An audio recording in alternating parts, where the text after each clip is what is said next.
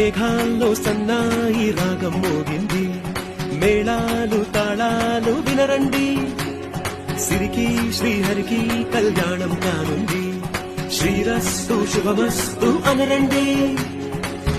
అచ్చుతను గంటో పెళ్లికి అర్థం చెప్పారంటూ, మెచ్చదగు ముచ్చట ఇది అని సాక్ష్యం చెబుతామంటూ, జనులంతా జై కొట్టేలా జరిపిస్తామండి. అందాల కుందనపు బొమ్మవని జత చేరుతున్నా